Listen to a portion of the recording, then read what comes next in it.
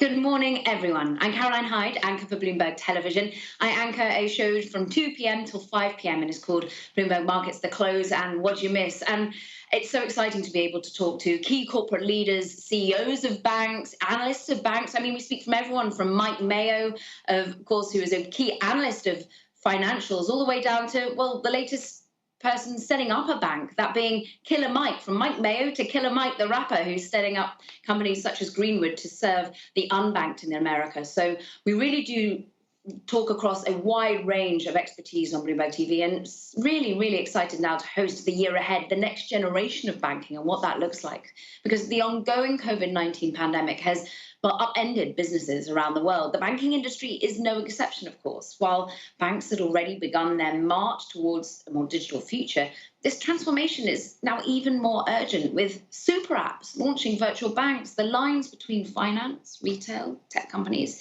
it's kind of blurring. And API-powered digital ecosystems allow banking to service customers outside their traditional scope, from hailing a taxi to planning a dinner. Incumbent banks are having to respond to strong outside competition by kind of disrupting their own business models. How will this wave of disruption play out in the next decade? Where will we be in 2030? We'll get you the answers to these questions and much more. But before we begin the programme, a few housekeeping notes for you. This is, of course, a virtual event, so please bear with us if they're experiencing any sort of technical issues. If you have trouble with audio or video quality, please just refresh your browser. And if you're having any trouble, even with the event chat box in the bottom right corner, that is there to support and help you. And of course, this is an interactive event too. We encourage you to engage with us. Get on Twitter, get on social media, use hashtag the year ahead. And I also want to acknowledge our sponsor. It's IBM for helping make this virtual briefing possible today. Now, before we get started, I'd like to introduce Sarah Diamond, IBM's Global Managing Director, Financial Services Sector, to say a few words. Hello, everyone. First, I want to thank Bloomberg for inviting me and for hosting this important conference, The Year Ahead. I know we all hope that the year ahead is better than the year we've just had. Going forward, we can assume that in 2021, banks will continue to face a challenging economic environment, including very low interest rates and an increase in non-performing loans.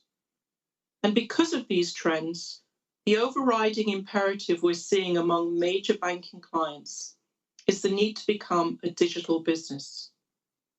This priority is a response to challenging macroeconomic conditions and also to big tech competitors such as PayPal, which is now the second largest financial services organization in the US by market cap.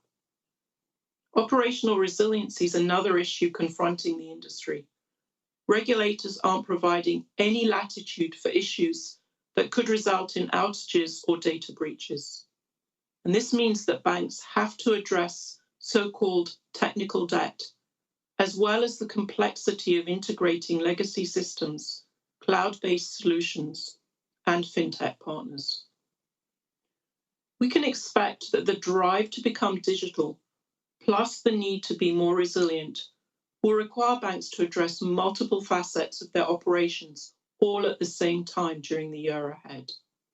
And this includes customer channels, internal processes, software applications, and the IT infrastructure on which applications run.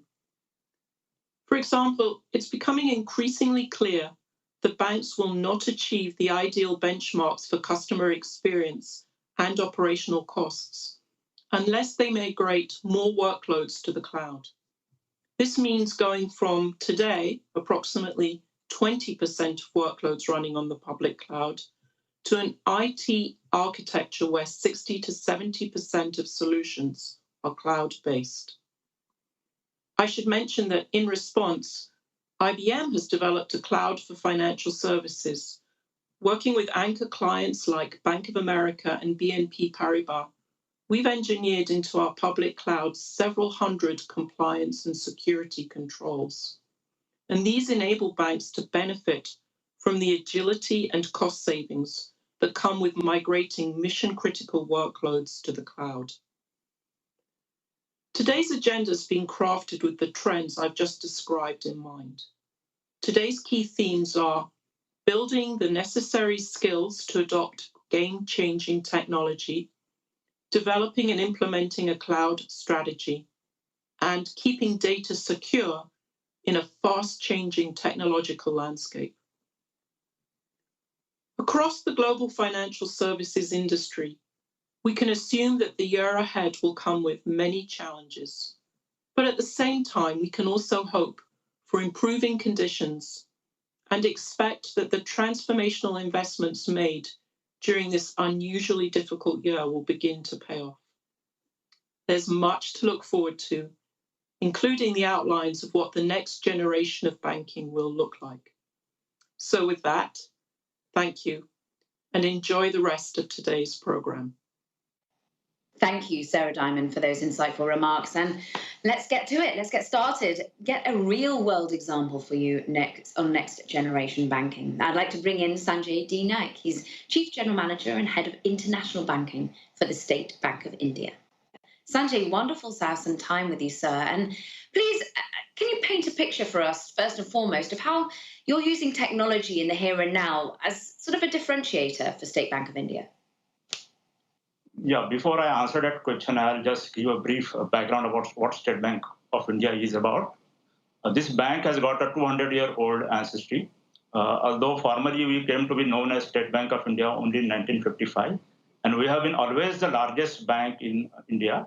We are always having more than 25% market share in this country. However, in the mid-90s, as the banking sector started opening up and new banks started coming in, we decided to reinvent ourselves by adopting technology. And now I will answer your question. So as the 21st century arrived in the world, we decided to network all our branches. At that point of time, we were having about 17,000 branches. We networked all them together, and we came on what is known as a core banking solution. Today, it is a very generic kind of platform. But in those days, 20 years ago, at least in India, it was a big thing. The new generation banks were having the core banking platform, but legacy banks were not having. They were having branch-specific IT platform. So we went for that core banking solution, and then that was a game changer. Soon thereafter, in the first decade of 21st century, we introduced internet banking, which is known as online banking, online SBI, which even today is the most popular internet banking platform in India. And as mobile usage increased in India, we decided to go for mobile banking. So in September 2017, we came out with a very iconic mobile app, which is called YONO. YONO is the omnibus app, which uses, which makes available regular banking as well as a financial super store. That is, a customer can buy insurance, mutual fund, and credit card through that app, as well as marketplace. Means a customer can approach various vendors and do the shopping also through that app. So it is an omnibus app, and it was rolled out in September 17. So this enabled us to reinvent ourselves, rejuvenate ourselves. I would not say that we were the only banks to do it, but among the legacy banks, we were the first one to do it, and that way we kept our market share not only intact, but we started growing also. How do you think COVID, in many ways, this health crisis worldwide has fast-forwarded many of the digital innovations and brought people up to speed with wanting to use them, perhaps far faster than many expected? Has that been the same case with your Omnibus app and some of the other digital provisions that you have? Yeah, we were having this app in 2017, and it was catching traction. But COVID hastened that process. In India, like in the rest of the world, in March 2020, there was a lockdown, and Indian lockdown was pretty stiff. So though banks were exempted from this lockdown, banks were allowed to work. Almost all the branches of State Bank of India were working. However, our customers were not able to reach because the transportation was shut down. So the customers were confined to their homes. And for doing their banking, they had no option or no choice but to use digital banking. So what happened, the usage of our digital channels like internet banking or mobile banking, it went up. In September 19, 50% of our transactions were routed through digital channels. By September 20, that share went up to 66%. So there was a quantum jump. And even though lockdown has been now more or less relaxed, It is business as usual, more or less in India. In spite of that, that share has remained at 66%, because once customers got accustomed to using the digital channel, they started liking it. And that is the way it is going to remain in future. How has it stressed the infrastructure that you have? How have you found that everything has been in place where needed? Have you needed to support the infrastructure in the back end more than you had anticipated with the sudden surge in demand? Yeah, there has been a surge in demand. As I mentioned, in just 6 months' time, the usage went up by 10%. But when we designed the infrastructure, we had already built in some kind of a redundancy. However, the response was much more than what we had envisaged. So there were some issues, but they were not of such nature that customer really faced any difficulty. And we are constantly upgrading our infrastructure. So there has not been any challenge on that front. Okay, and what's really interesting for many of our audience, I think, is how the fact that you're an emerging market might have actually fast forward some of the steps you've taken. The fact that you didn't have legacy infrastructure to quite the extent that perhaps US, UK might. Can you tell us about how you think being based in India and an Indian bank has helped or hindered you with your process of going digital? Yeah, I would definitely say that being in an emerging market has helped us. That was a great advantage because we did not have the kind of legacy systems which banks in Western countries were having or are having. We started more or less with a clean slate, and we could upgrade our infrastructure quickly with the modern technology which is available. So that has been an advantage. And more importantly, in India, because of the necessity, the government as well as the regulator, they have developed a good ecosystem which helps the digital banking. For example, we have got what is called India Stack. By India Stack, I mean there are several interoperable APIs like for KYC or for our national identity card, which is known as Aadhaar. So because of that, it is comparatively easy for a customer to complete the KYC through digital channel.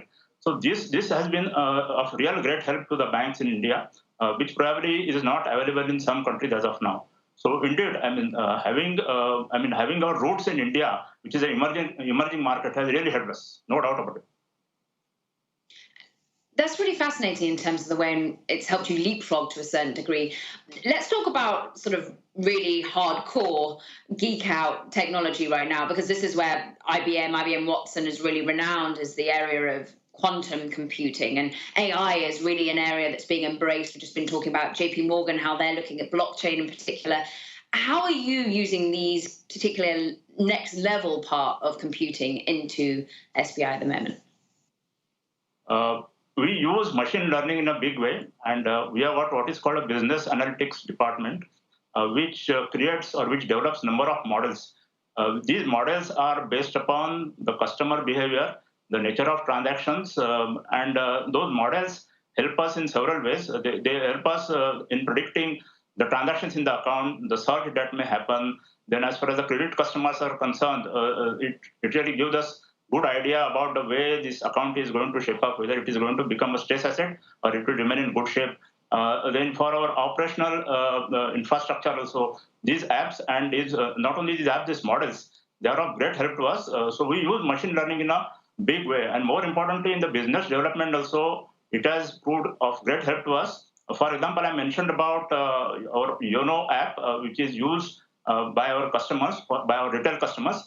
We release loans through this app.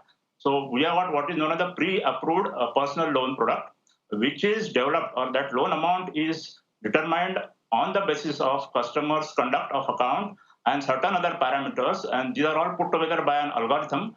And then we worked out the amount of loan which can be approved for this customer.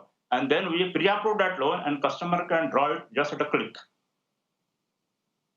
So real innovation there, and I'm interested in how you support that from a talent perspective.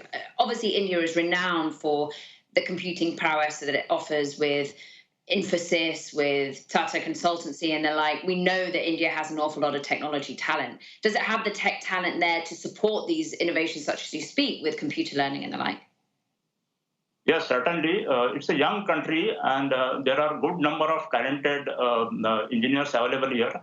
So not only we hire engineers on our books, but we also partner with not only Indian, but other foreign companies, some American companies also we partner with for developing our IT infrastructure. and developing various models, various technological platforms. We are, I mean, we look outside the world, outside India also to get that kind of assistance, that kind of a partnership. Where do you look? Is it all about Silicon Valley? Where is the technology? We look at Silicon Valley, you look at Europe, we look at America. I mean, these are the general places where you get good technology and good products. Let's talk about what keeps you up at night, the concerns, the threats. I mean, this week alone, we saw a key cybersecurity company, FireEye itself, hit by a cyber attack. I mean, if they can't prevent them, who knows what risks there are for some of their own clients. Can you talk to us about the hacks, the cybersecurity threats, some of the risks you see to your business and how you offset them? Yeah, our business is very vulnerable, like any bank. We have also got great vulnerability to cyber incidents. As I mentioned about our mobile app, currently it is being used by 20 million customers. Then our most popular internet banking platform, which is called Online SBI, that is used by 80 million customers. So put together, there are 100 million customers which are using our digital channels. So higher the number, greater the possibility of some kind of attack happening. But we are very careful, and we have invested good amount of money in cybersecurity area. We have got very top-notch infrastructure. We have got some specialists working for us, and we keep on updating our infrastructure, our barriers. We go on educating our customer. We go on training our frontline and back office staff. So that way, so far, SBI has not faced any major cyber incident. Okay, but that's very positive news. Long may that last.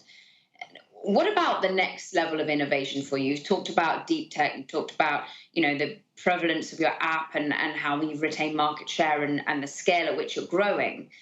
How do you keep that momentum up? Where do you look next for the next line in innovation? Yeah, so far this kind of innovation has been happening primarily in the retail area. But retail is not everything for our bank. Retail is just a part of it. It is just one of the verticals of the bank. It is not everything. Almost 16% of Indians depend upon farming or agriculture. We have to take care of them as well. So our next step will be in developing an app, or in fact, it has already been developed. It is a farming version of app, mobile app. So this mobile app is becoming popular among Indian farmers. And using that app, not only they can do their banking, they can draw loans for their agriculture cultivation purpose. They can get market information about inputs as well as the commodities which they are going to sell. So we are also trying to help the farmers in getting into the mainstream of financial world, and that is going to be the next kind of a milestone for us. Besides that, we are also looking at SMEs, because SME is also a backbone of the economy. More employment is created in SMEs rather than the large corporates. So SMEs are our next destination. So for that, for assessing their credit requirement, we are using lot many algorithms, and we are facilitating the process by which SMEs can access the credit from SBI. And last but not the least, other area where we are focusing for digital innovation or digital intervention is the trade finance. Trade finance is an area which is all over the world, is heavily paper oriented, document oriented. So customers have been saying, all over the world, customers have been saying that banks need to do something. But here, not only banks, there are other players like customs, the shipping companies, which also have to come together. And we are closely engaging with International Chamber of Commerce to develop some kind of arrangement whereby the customers are able to get kind of a very excellent experience while doing trade finance transactions. So these are the kind of areas. Yeah. So these are the areas which will be focusing in the immediate future. Can you give us some insight as to how you're seeing, hopefully, the rebound continue out of the COVID crisis? You talk about serving farmers, you talk about serving SMEs in particular. How optimistic are you about the recovery of the economy, of your economy, and those in which you serve? See, COVID badly impacted Indian economy just as it affected the rest of the world. Many countries have been impacted. India is no exception. So there was for the first time in our history, we had a massive negative growth or degrowth in the GDP growth. But slowly, growth is returning, and the lockdown has almost been lifted. So with that, economic activity is reviving. You can see in the numbers now, the car sale is going up. The farmers are also taking to the cultivation. This year, the monsoon in India has been very good. So this is a busy season for us. For October, November onwards till March, what is known as the busy season in the Indian economy, and we see good traction in the economic activity in the next 6 months. What's interesting is, particularly in the developed markets, you're seeing fintech really starting to, rise up and to a certain extent disrupt banks even more than they'd anticipated. You're seeing the likes of Stripe, the likes of PayPal really becoming alternative to some of the big lenders. How do you see competition evolving in India? You say you maintained your market share, but who do you see snapping at your heels? Many banks, as I mentioned at the beginning itself, since 1995, this process has been going on in India, where banking sector was opened up, and Reserve Bank of India, the local regulator, has been giving licenses at periodic intervals to new players to set up their offices. So we have got various kinds of entities in the banking sector. We have got full-scale banks. We have got a small finance bank. We have got other fintech companies. So many players are there in the market. As far as we are concerned, we have got a very strong brand equity, and we have been changing with time. So others may grow because this economy itself is growing. So definitely there is a space for everyone, but that doesn't mean that we will ever become dinosaurs. We have changed with times. We have adopted new technology, and that process is continuously going on. So we will continue to be the numero uno bank in this country. Is the regulation where you need it to be to continue to evolve, to continue to innovate? There is a regulation, but in all the countries, banking is a highly regulated activity, and India is no exception. There's a good deal of innovation happening here also, and it has happened more in the payment space, not so much in other areas, but payment space, India has made very strong strides. For example, I'll give an example. There is a infrastructure known as Unified Payment Infrastructure or Interface. It is called UPI. So this is a very great innovation which came into existence a few years ago. And because of that, using certain apps which are accredited by the regulator, even though you may not have account with particular bank, you can still do transactions among several banks like that. So this is a great innovation that has happened over here. And the regulator has been encouraging innovation in this sector.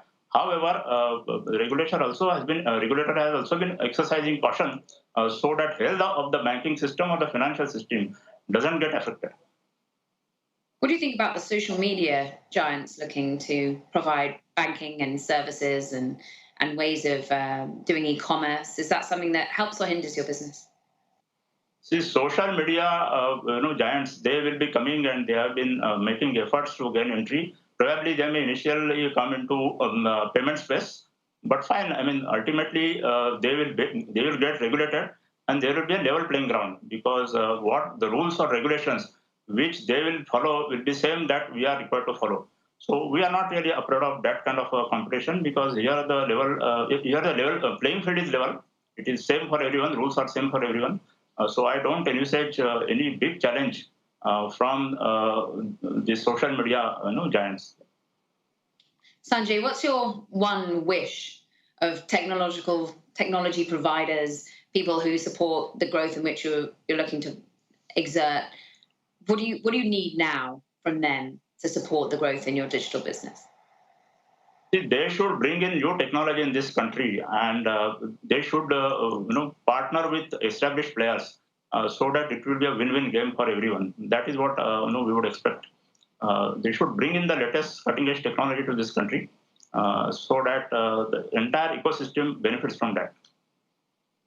And is there anything you think the world isn't getting about SBI or about your innovation or about India as a place to do banking? No, we are growing bank. We are a number one bank, and as I said, we are among the top 50 banks in the world. So we are well known in the rest of the world outside India. Also, we have got more than 230 offices. So among the banking fraternity, we are a well known bank. Well, we thank you so much, Sanjay, for your time today, talking us through some of the innovations you're making the service. Fascinating how you're serving farmers in all things, not just payments, but in the building of their own businesses. So we thank you so much for those insights and wish you very well. Thank you. That, of course, was Sanjay coming from Thank you. SBI. Thank you. State Bank of India. Now, it was a pleasure to hear from him, and I'm pleased to turn our programme over to my colleague. It is Lenan Nguyen, who's going to be talking all things from finance reporter at Bloomberg News to moderate a discussion on reshaping the future with advanced technologies. Take it away, Lenan.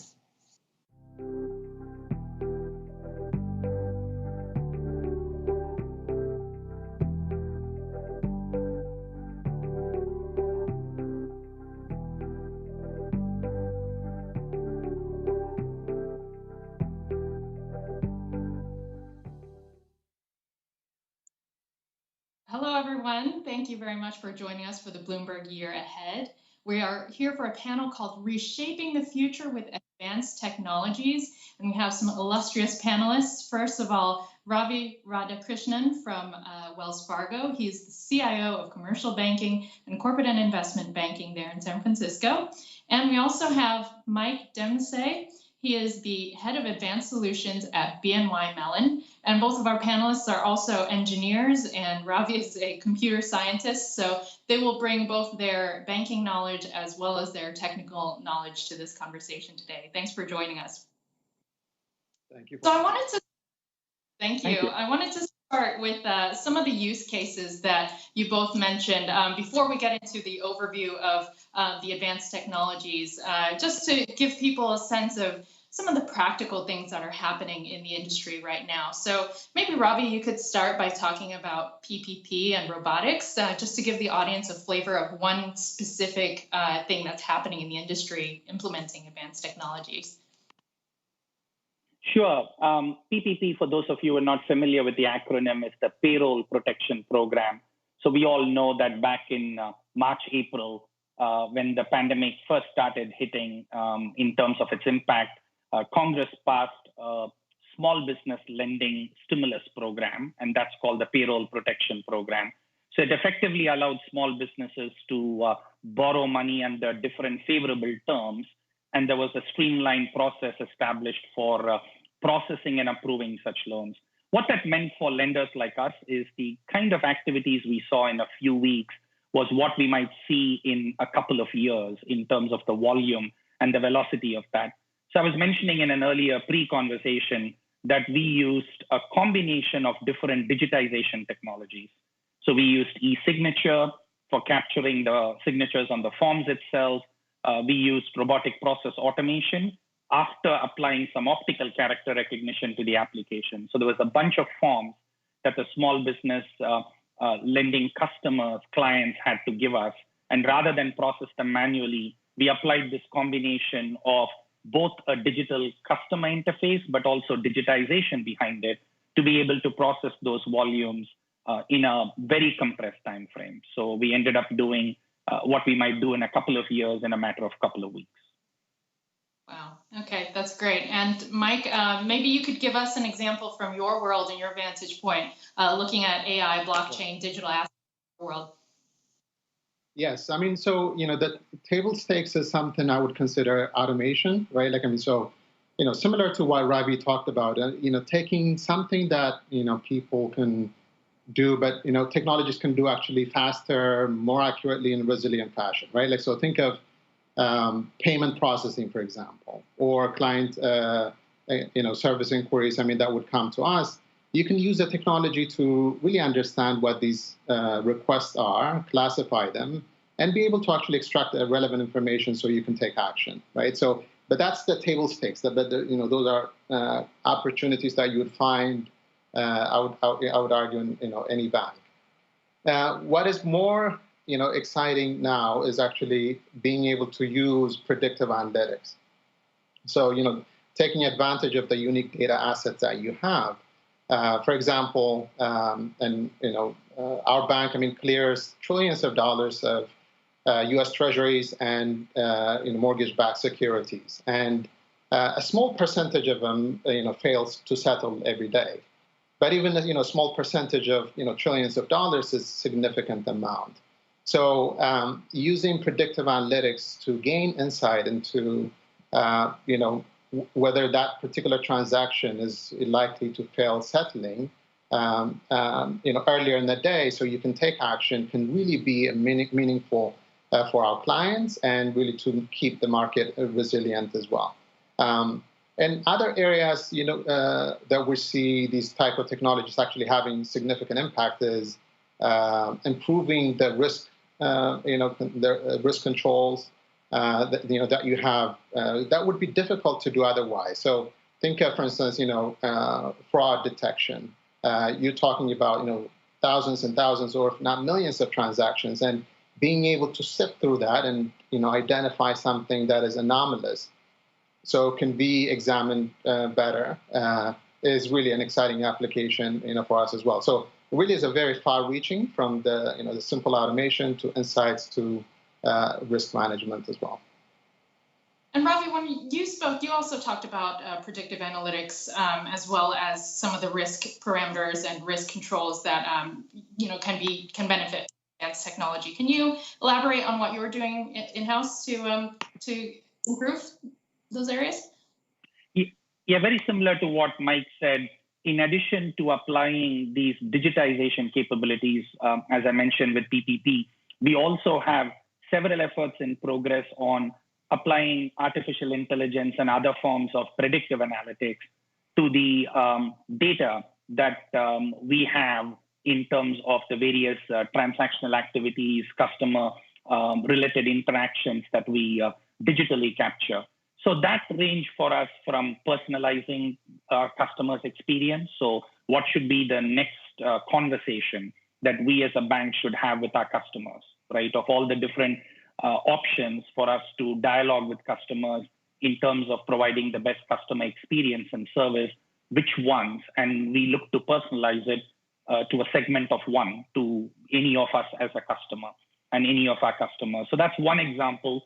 Another example in the risks space is similar to what Mike mentioned. We use predictive analytics in various aspects of fraud monitoring, fraud detection, and even in kind of helping handle once a fraud is detected, what type of kind of activities are the most appropriate to pursue to kind of address that impact. So there's a range of activities with predictive analytics, from personalizing what our customer interaction should be to improving our control environment for eventually a better customer experience. Great. Okay. And I want to cite a McKinsey report, which talks about the potential value for AI and analytics in global banking, which could reach $1 trillion. I'm interested in which areas you think are most likely to benefit from AI in the short term. The McKinsey report talks about marketing and sales, risk and HR, some back office functions. Give me a sense of what you think is most ripe for sort of AI disruption. Maybe we'll start with Mike. Sure. You would be actually hard pressed to find an area that cannot take advantage of AI. So like we mentioned earlier, in terms of anywhere you have large sets of data, and that you can actually either automate in terms of how you're processing it, or you're talking about being able to uncover patterns. The opportunity is very far-reaching. I would say, I think the area that's really picking up more is anything that has to do with predictive analytics. Just gaining insight, whether that is in terms of helping understand customer needs. Just to give you an example, for instance, in BNOML and asset servicing, one of our largest businesses, we have data analytics service offerings that are helping our clients, anticipate demand of certain products in certain geographies, right? So that is where you can really take, your unique position in terms of the data that you have from the historical data, the pattern that you have, and being able to see, what are the trends and what are the, and actually an actionable fashion. From automation, and that really helps them, actually, the clients, to position their marketing dollars and invest accordingly as well. So whether it is marketing, whether it is back office operation is, I think, the table stakes. I think you really should explore that a lot more. And the risk management areas that we talked about, the opportunities are far-reaching. How about you, Ravi? What do you see as the most? Mike covered a few. Yeah, sure. Mike covered a few areas that are consistent with what we see too. I would make the same point that the opportunities are across the breadth of what we do. So I'll provide a couple of other different examples. Even in IT operations, we are beginning to use AI-based predictive analytics to look at the prior history of where changes might have resulted in failure, or there might have been patterns of outages with third parties, and better position ourselves for where we have to increase our focus even before problems happen. So that's probably not a very intuitive example, but a pretty powerful one to provide better resiliency and stability of our services to our customers. If you were to look at operations, all the large banks do a lot of reconciliation across different types of activities we do. So applying AI techniques to reduce the breaks from those reconciliations and then learn the common patterns of breaks and kind of fix them more automatically for better straight-through processing is something else that we are also beginning to look into. So the range of use cases is truly very broad, right? From personalizing the experience for a customer to more insights for our businesses so they can better serve their customers, better fraud management, better IT operations, more straight-through processing in back office operations. So there isn't probably a part of the bank that has the potential or is already realizing some of that potential with the AI-based techniques. Yeah. Great. If I can add to that, yeah. So it's I think one of the big things that you're seeing now, AI used to be talked about actually outside of the technology companies as something futuristic, right? But I think right now it is here. It is it's the technology is actually mature enough that you can do a lot with it, we're discussing. So I think you can describe the age that we're in, transitioning from the experimentation to really application at scale. So like Ravi mentioned, you have to actually be set up to really implement these solutions. The technology is mature enough. You just need to make sure you stand up the capability so you can implement it at scale, you can monitor it at scale, you can support it, and not necessarily just do some pilots and POCs. I think that stage, we're past it now. Yeah, that's great. And I think one of the things we wanted to achieve with this panel was to get beyond the buzzwords and to get beyond that and to show the audience that there is real stuff happening here that you are implementing and there are firm use cases for many of these technologies. One thing I wanted to ask about was repo markets and blockchain. We saw that announcement by JP Morgan, and I just wonder, whether you still see blockchain as a kind of a technology looking for a use case, or whether you think there's a big milestone in terms of using it in financial services. Maybe Ravi, you can go first since you had some thoughts on blockchain. Yeah, sure.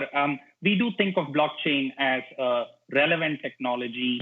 It's a modern way to look at some traditional problems, and it has characteristics in terms of the trusted network, in terms of an ability to divide units of things we work with, arbitrarily smaller pieces. I think for a while, blockchain was indeed technology looking for use cases in our industry. I think now we have reached the stage where there are some established patterns of productive use cases. You cited the JP example. Several other firms, including ours, have either announced or are working on forms of digital cash that are built on top of distributed ledger technology. They could be for moving money within our own networks, which is kind of where we are looking to begin. It could also be creating connected networks across multiple participants, which some of the other industry players are experimenting with. There are also relevant use cases in trade finance and capital markets, clearance and settlement in terms of capturing more efficiencies. and modernizing some of the traditional ways in which those have happened. I do think that there is more to come in terms of scaled use cases across a broad range of financial services. Some well-established patterns, some very relevant domains identified, but there's more to come. Great. Mike, what are your thoughts? Yeah, totally agree. I think the technology is maturing, and we're really identifying, the right areas. I mean, where we can leverage it. Just adding to the use cases that Ravi talked about. When you're looking at, for instance, in the asset servicing space, how investors actually, get into certain products and get out of it. How you share the information among the participants, that can be easily simplified by using the distributed network. Areas like know your customer, right? Like, things that each of similar banks are doing, the similar exercise with the same clients. That type of information can actually be made available by, again, a shared network. The settlement processes, that Ravi talked about, is really like an immediate opportunity that we see that can be enhanced with the use of stablecoin and digital currencies as well. So yes, so we definitely have shifted now to really actually identify the right areas to apply it. Not necessarily as mature as the AI applications that we talked about, but we believe we're in that pivotal point right now where you start seeing real commercial applications of this technology. Great. Okay, so I think we've spent a lot of time on some of the potential applications, although there are many others. But talking about fraud, risk management, reducing documentation.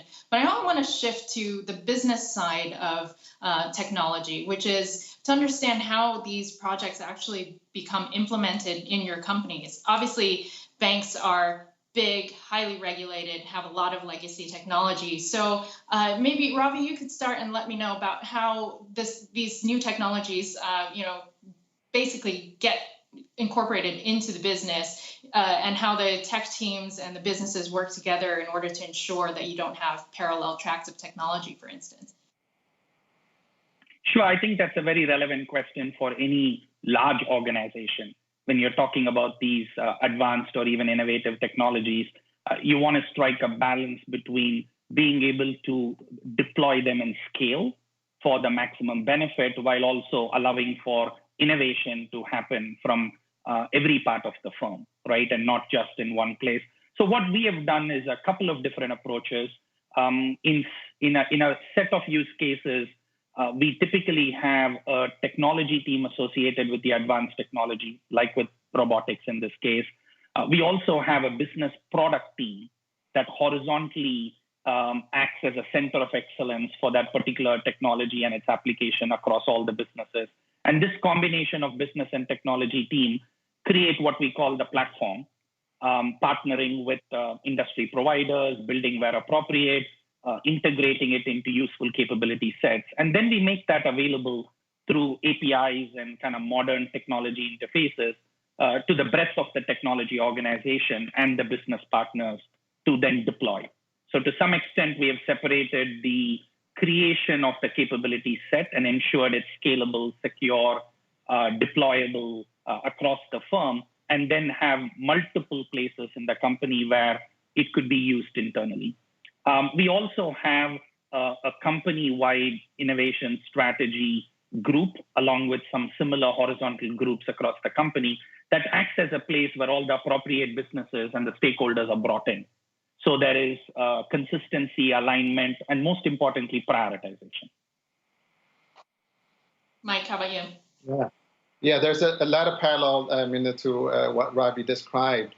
One thing, we're very intentional at BNY Mellon to make sure we don't have a separate digital agenda or digital priority separate from the business agenda. So the way we see it is, you start with the business outcomes that you want to go after, and the clarity of those outcomes and the clarity of what success is going to look like and how you're going to measure them, and tap into these capabilities to really actually get you there.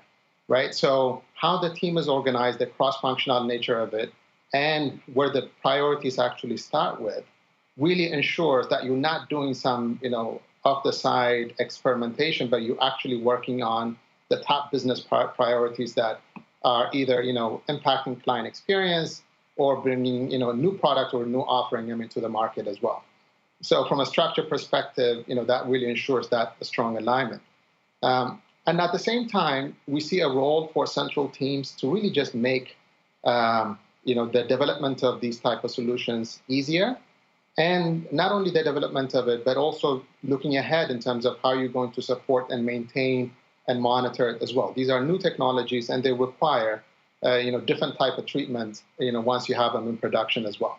So our central teams are, actively working on putting in the right technology stack, the right governance, the right framework. So, you're not actually doing that, multiple times. That it needs to be done right once, and take advantage of it across the enterprise. So that really allows you, at-scale implementation and advancing the true agenda that you care about, as opposed to some, off-the-side experimentation. And one of the things go ahead, Ravi. Sorry, just to add on to one thing Mike said on governance, it's not just about governance in the traditional sense. It's also about ensuring the right risk controls are built into the foundational layers of these platforms itself. When we talk about using them or making them available for use and scale, we often probably think about technical scalability, resiliency, modern technology attributes. It's as important in financial services to also be sure that the risk and controls that are required are built into the foundational platforms. And that's a good segue into my next question, which is you have risk and controls on one side, and then you have innovation on the other side. Where do you stand on the kind of build versus buy debate? Are there vendors outside who are more nimble and flexible and able to push the envelope better than, a highly regulated entity? Ravi, why don't you start? Yeah, sure. I mean, our philosophy on build versus buy is it's situational. We have a playbook that we typically apply, and sometimes we end up building, sometimes we end up buying. We do find innovation coming in through our partners, large and small, in the kind of vendor community. And we have a methodology to integrate those type of innovations from a product capability perspective in the model that we talked about into capabilities that the broader firm can consume. So we don't have a particular bias towards either build or buy here at Wells Fargo. I think we end up using products in a buy sense when it's more commoditized at one extreme, or if it's an innovation that we want to tap into in a relatively quick form. So there isn't like one pattern for that. Yeah. Mike? If I build on that, yes, open architecture is really a core element of our strategy. And so what does that mean? Having a very intentional examination in terms of why are we actually the right ones to build this particular piece. And we very much believe that, we're not going to build everything ourselves. We should have an eye to the outside in terms of companies, whether it is small startups that are focused on very particular activities, or some of the largest technology companies that can really bring in the right set of capabilities, so we can get to the market faster. We take that decision making very, very seriously. We do have an organization, a department actually focused on looking after partnerships for that very reason. And it's really as part of like I said, the implementation part of our strategy, and we live it every day. Because it would be foolish of us, to really just assume, especially in these type of technologies, that we're the only ones, who can build this thing. So we bring in the right partners all the time, from the small to the largest. Yeah, like Mike said. Just to add on to something Mike said, partnerships are very important in this particular context, right? We engage continually with a range of partners, from smaller fintechs to larger technology firms, and even into academia and industry research. We find that being part of this broader ecosystem gives us good visibility into what the trends are, allows us to participate in very targeted activities that we want to go deeper in, while keeping an eye out for innovation signals, for want of a better word, from the broader ecosystem. So one of the things that I'd like to kind of explore with you is the challenges of implementing advanced technologies within a big firm. What are some of the pain points and how do you get over them? One thing that I hear often is that the commercial side of the business often doesn't understand the potential advantages and also the limitations of advanced technology. So Ravi, maybe you could start and then Michael follow. Sure. I mean, as with many of the things we do, there are always some challenges to work through. So one of the ones that often comes up is how quickly can we adopt and apply an advanced technology. And sometimes our risk, legal, compliance type processes, because we do have a high bar on third-party technology vendor management. And we have found ways to streamline those interactions while still staying within the principles of what we are looking to do from a risk and compliance perspective. So we don't have necessarily a one-size-fits-all approach. We have a couple of different ways in which we can expedite those interactions. The other challenge we find sometimes is almost the other way around. Commercially, a business could look at a particular technology or the product and get a bit too excited prematurely because it looks very interesting. It looks like it could solve every problem. But the devil is in the details, right? How well does it integrate with the rest of the capabilities of the firm? Does it create kind of operational issues once it's up and running? So we've also learned over the years on how to balance excitement about a potential solution with a phased manner in which we can even test and learn and quickly scale up.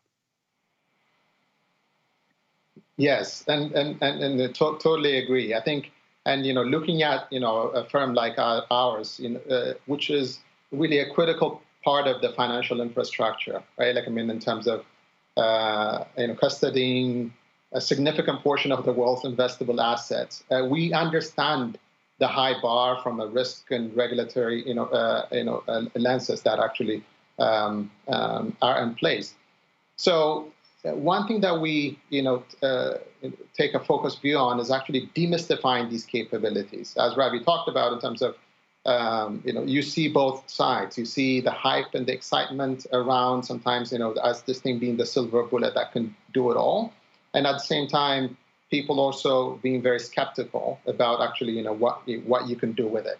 So not taking it on face value, but really just as part of your strategy, making sure that we bring in real, accessible, tangible solutions so people can really see it in their environment, what this means and how it can help them and how it can actually position us better. That's how you build confidence. That's how you build credibility, and you can build on that success. And then for the risk and compliance aspect of it, engaging early. Right, like not putting him in at the 11th hour, but really engaging him early so you can actually be part of that decision process to make sure you're well prepared. And just acknowledging this is a new technology, a new space. Great. And with our final 2 minutes, I want to talk about something that's been in the news recently, which is the ethics of artificial intelligence. And Michael, I think you have some thoughts around this. How do you ensure that in this kind of very important custody and regulated sector that you aren't baking in biases that are unfair and kind of coding that into the future? Yes, totally. It's a critically important topic.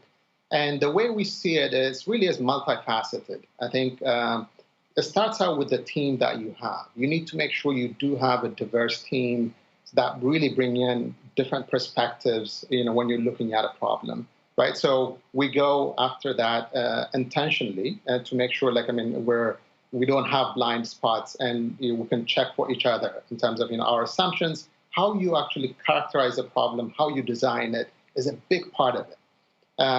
at the same, beyond that, looking at the data that you have. Do you have a truly representative, data, that you're working with? The algorithms that you're using, do they actually support explainability? Can you actually attribute in terms of the decision you're making and how you arrived at that? And depending on the use case, right? So just being very intentional and thoughtful about it, from all those dimensions, really helps you, be well positioned in this, critical technology that can have downsides. If you don't, protect yourself against it. Great. Okay. Well, thank you. That's all the time we have. Thank you so much to our two panelists. That was a really fantastic discussion. I think we're only just scratching the surface here, and I'm interested to see, how far you go with these advanced technologies. So thank you very much. And coming up, my colleague Julie Chariel will lead a discussion on banking transformed, moving into the cloud. Thank you very much, everyone. Thank you. Thank you.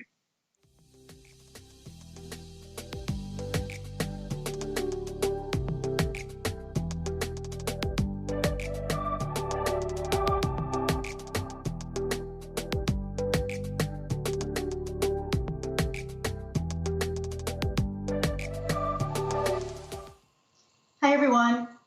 Welcome to our next panel on banking transformed, moving to the cloud. I'm Julie Chariel. I'm Senior Analyst at Bloomberg Intelligence, covering FinTech. And I'm very pleased to be joined here by a great group of panelists. We're going to be talking about moving to the cloud today, which I imagine is something that everyone on the IT side is grappling with on a regular basis. According to Accenture, about 46% of banks already are spending between 11 and 20% of their budgets on cloud services. And in about 3 years, that should get to 63%. So the race is on. Let me welcome our panelists. First, we have Andrew AJ Lang. He's Chief Technology Officer at JP Morgan Chase. We have Judith Pinto, Managing Director of Promontory Financial Group, which is an IBM company. And Shadman Zafar, Head of Consumer Banking Technology at Citi. Let's launch right into it, everybody. I want to first ask you, what was your firm's primary rationale or inspiration for migrating to the cloud? And what was the problem you were trying to solve? And I think sort of the conventional wisdom out there is that the larger banks are all sort of chasing the newer fintechs and moving to the cloud sort of because they had to, and because they had to compete, be faster, more agile. But tell us about what you've seen. AJ, do you want to start us off? Sure. So we started our journey several years ago to modernize our operating environments, and cloud has become a critical component of that modernization journey. And one of the reasons, for that is we see the opportunity for higher levels of efficiency, taking advantage of dynamic scale, and of course also the advantage of new capabilities more rapidly because, they're integrated. They come integrated within the cloud management platforms.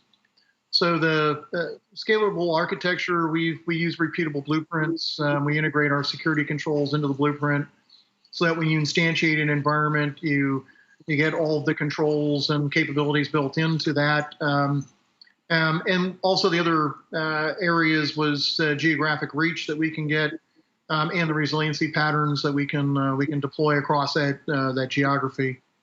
Another big area for us was around the big data analytic environments and taking advantage of machine learning, AI. We've created a scalable AI platform that builds out all the AI capabilities that we need, allows us to present those back to our data scientists, along with the elastic compute that allows us to really accelerate our efforts to infuse analytics into everything that we do within the firm. Shadman, do you want to tell us about your experience, your decision, your inspiration at Citi to move to the cloud? Sure, Julie. I think I would say, first of all, it's very similar to what AJ described. But I would say that it's probably not one thing, which is it's not really a decision around maybe chasing specific fintechs as much. As a large bank, we have a fairly measured approach towards cloud or any sort of new, fundamental new technology. It has really driven out of a lot of focus on on flexible scaling, resiliency, a standard approach to the overall technology stack. And maybe cutting through some of the, if you say, buzzwords, the few big things that really matter is getting to a continuous integration and deployment model in a very standardized way, and simplification of technology stack. So naturally getting to a large integrated platform, like a public cloud, you start to sort of force yourself in a certain way to have a simplified, integrated technology stack, which then naturally brings lots of other benefits as well. In simplification of your application writing, simplification of how you manage your security, and that just takes you to the next level, both from efficiency perspective, but just overall management of technology, asset, and plant. And Judith, you have an interesting perspective seeing really across a variety of your banking clients. Can you share with us what's gotten them excited in moving to the cloud? Yeah, just to not repeat what's already been said, because I think those are themes we see at most financial institutions. But I think a big driver is the large amount of data that organizations accumulate now. It's hard to do that sort of on premises. It's very expensive from a technology perspective. So being able to take advantage of cloud technologies to help manage that data, do data analytics, it's hard to replicate that, in an internal environment. So let me go back to AJ. Any kind of big transition like this, transformation really is never easy. It always is met with some sort of unforeseen complications and challenges. So can you share with us what were some of the biggest challenges that you saw at JP Morgan and just as you've been on this journey?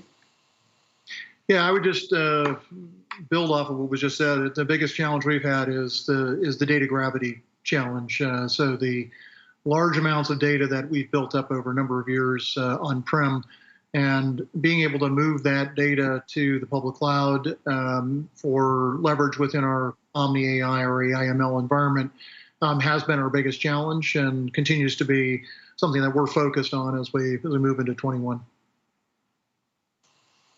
Judith, what are you seeing some of your clients grapple with through this?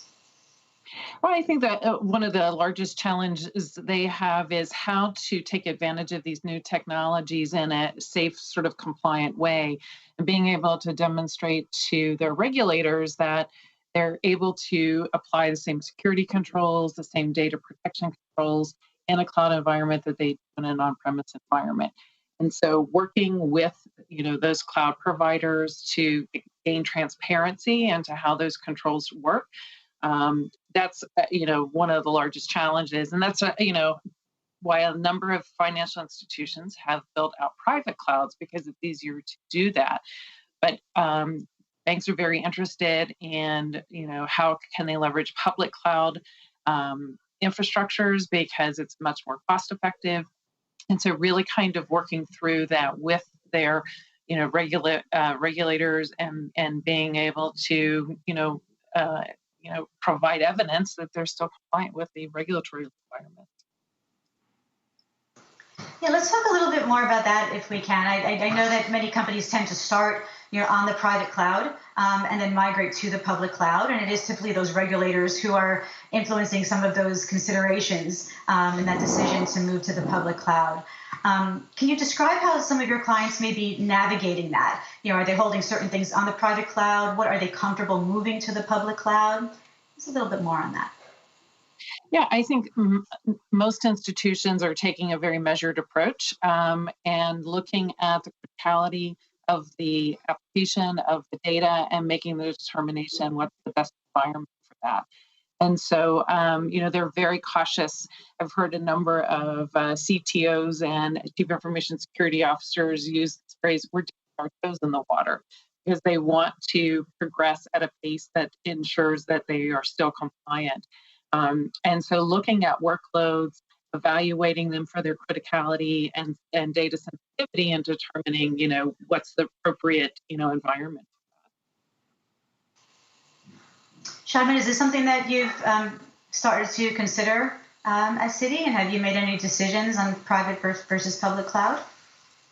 Yes, most definitely. We actually took exactly that strategy for that and some additional reasons. So actually, for last few years, we actually made the decision to move to a private cloud. And I would say, one of the challenges also moving to cloud is, and that sort of drives this strategy to some extent, is that as opposed to many of the technology shifts, generally the technology shift is very localized to a specific set of people within a technology organization. Let's say maybe a big change in last few decades have been, let's say, moving from like COBOL to Java. Specific application developers would sort of focus on it, and the rest of the operation sort of works as you move to cloud. Developers learn new things, technology operations learn new things, InfoSec learn new things.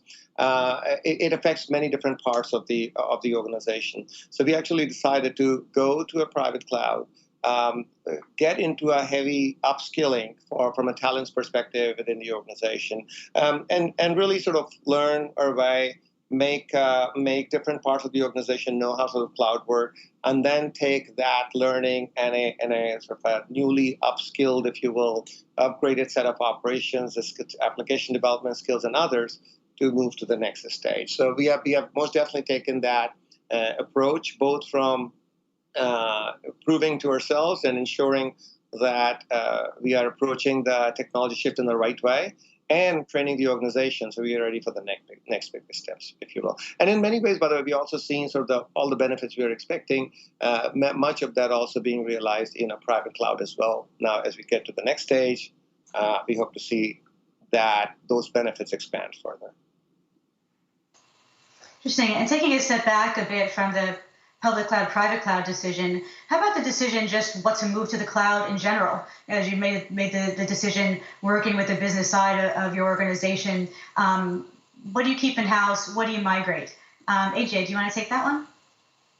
Yeah, sure. We've gone down a multi-cloud strategy, so we have both private cloud and our public cloud as well, and we're standing up multiple public cloud environments and progressing all of those, simultaneously.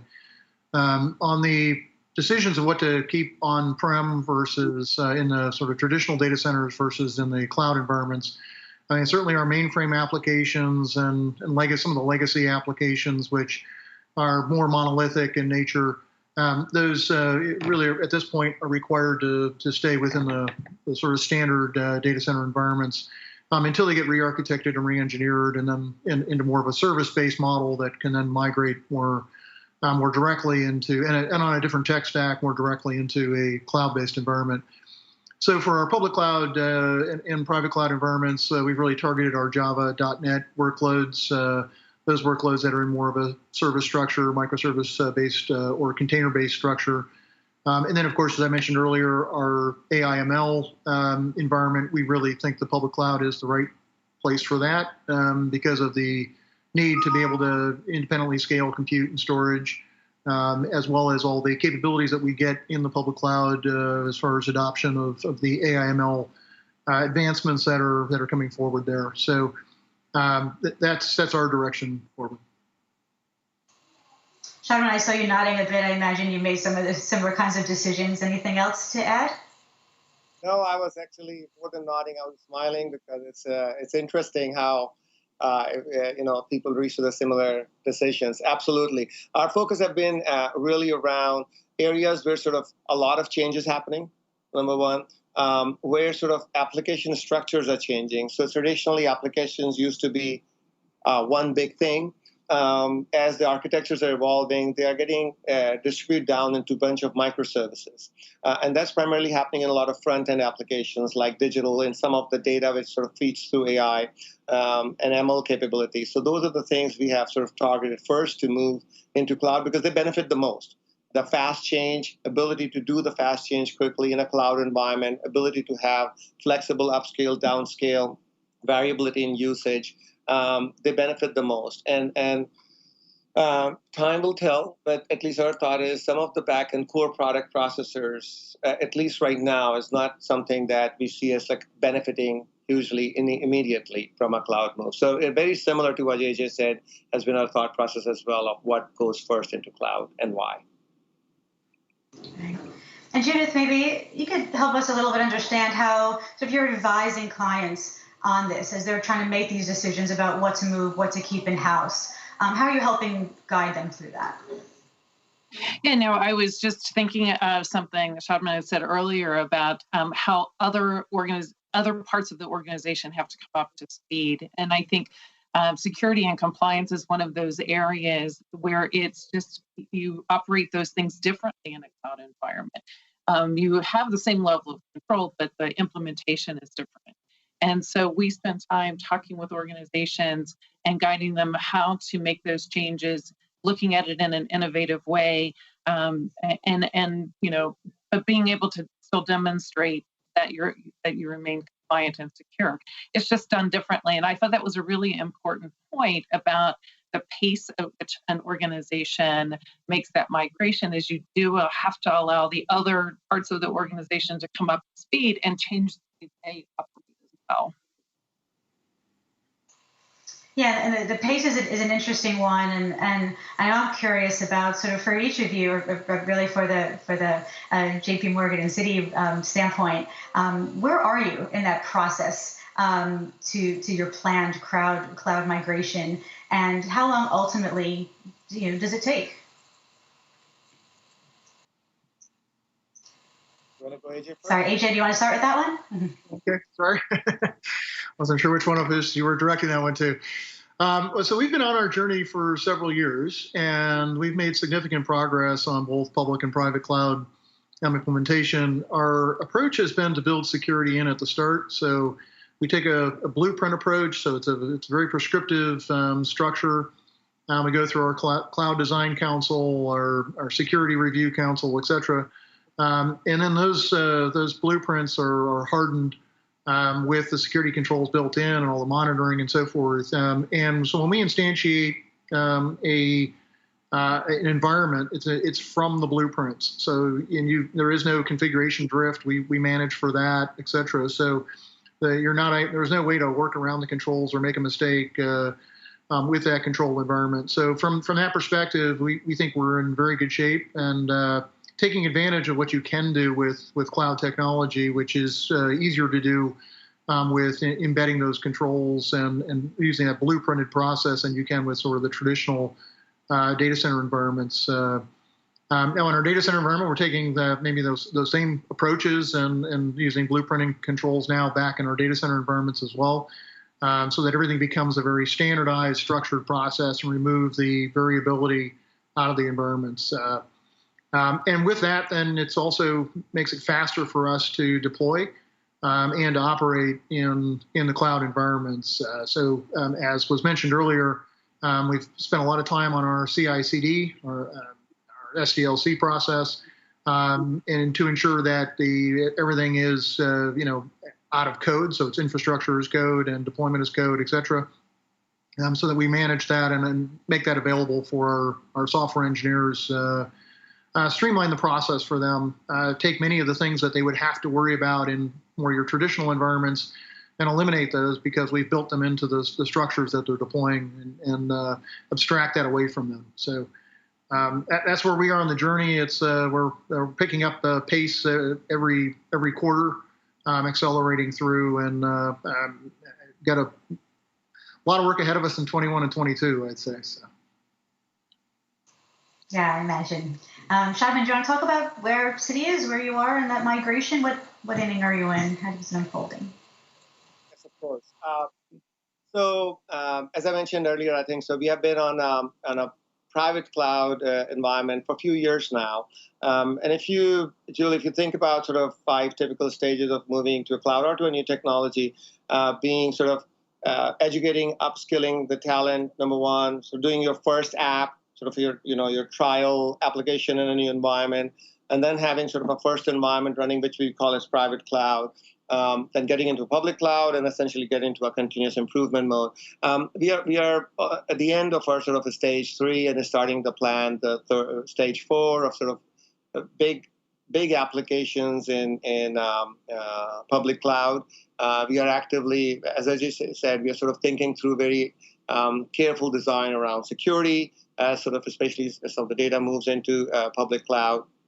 And at the same time, looking at some of the organizational adjustments around automation on continuous integration and continuous delivery, which really delivers a lot of the great value of moving into the cloud. We really think about, as we really scale and go into continuous improvement, ideally would like to get to a blue-green deployment model where you could, in a very sort of reliable way, continue to deploy on a very regular basis to large number of customers through a model that is pioneered in large tech platforms and bringing that to our customers as well as our next stage of focus.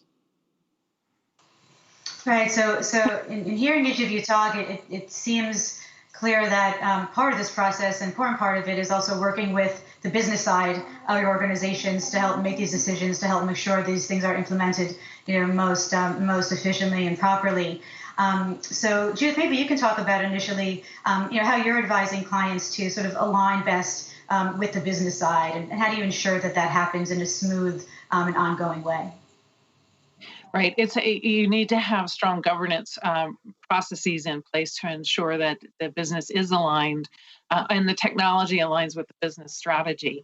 And also with sort of from a risk management perspective as well, we advise clients on how to ensure that there's governance over this process of the business decides they want to do this now.